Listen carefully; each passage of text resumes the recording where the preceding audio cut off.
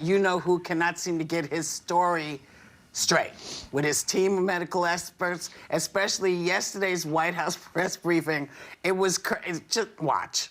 Dr. Robert Redfield was totally misquoted in the media on a statement about the fall season and the virus. Totally misquoted. I spoke to him. He said it was ridiculous. I didn't say that this was going to be worse.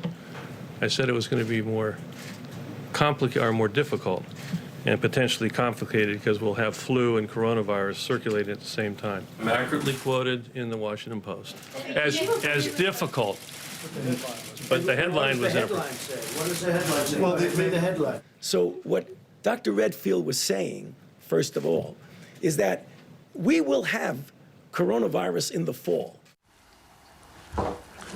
I mean, your head just goes spinning. It's crazy. And the polls show that more Americans want to hear from experts and not the politicians. I mean, will he take a seat at some point and let the experts talk about what they need to be talking about to keep us safe, Sonny?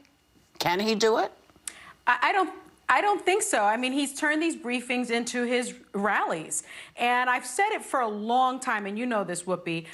We should not be airing these briefings live because they're just filled with distortion and misinformation. The Washington Post just did this analysis. He speaks 63% of the time, where Dr. Birx, I believe, speaks 10%, and Fauci only speaks 5%. Yet, because Trump is flanked by these scientists, by the scientific community, it lends him this veneer of credibility. So, you know, it's just not going to change. And so I think we have to change our behavior, and we just shouldn't be watching it in real time. We can watch the experts, but we shouldn't be listening to Trump, a non-medical professional who has, you know, not really believed in science, 63% of the time.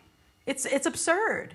Megan, what do you think? Do you think that people aren't saying to him, maybe you need to step to the side? What's your thought process on what you're seeing, Megan?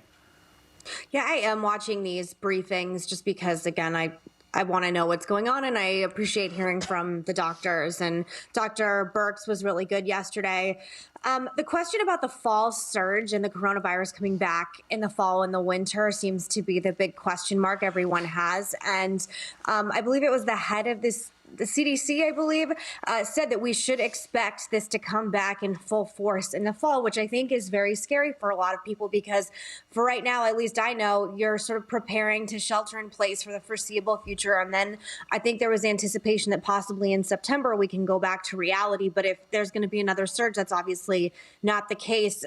Another stat that came out this morning is that there's now 4.4 million workers that have filed for unemployment last week. So in the past 5 weeks, it's 26 million Americans on unemployment. That's officially more than before the Great Depression. And I think that I would like to hear some answers in these briefings about what we're going to do to help people that are unable to work right now. And there doesn't seem to be a lot of answers other than stimulus packages, which work to a point. But there's a lot of people that are furloughed or unemployed, and they don't know what they're going to do going forward. And I think they all deserve to have answers right now. Yeah. Joy, you say he's been playing scientist since the beginning of this. Dr. Rick Bright is claiming that he was demoted for raising red flags about the anti-malaria drug, hydroxychloroquine. What is that about? Right. Well, Dr. Bright was basically demoted for not backing hydroxychloroquine, which was Trump's so-called miracle drug. Now, studies are shown that this drug has no benefit and actually led to a higher rate of death among coronavirus patients. And even after Dr. Bright was proven right, he was still demoted because, so basically Trump forces out the smartest, most qualified guy because he doesn't agree with the guy who thinks windmills cause cancer. So don't disagree with Trump. Because Dr. Trump, because the king will take off your head if you do. People have to really, really be careful and listen carefully to what these doctors are saying, because there's a lot of information coming out of these task force press conferences. It's very hard to follow sometimes because Trump is lying, then he's disagreed with, then the reporters ask a question and Trump shuffles and tap dances around it and then lies again. It's very disconcerting. I think that he needs to resign now. That's my opinion.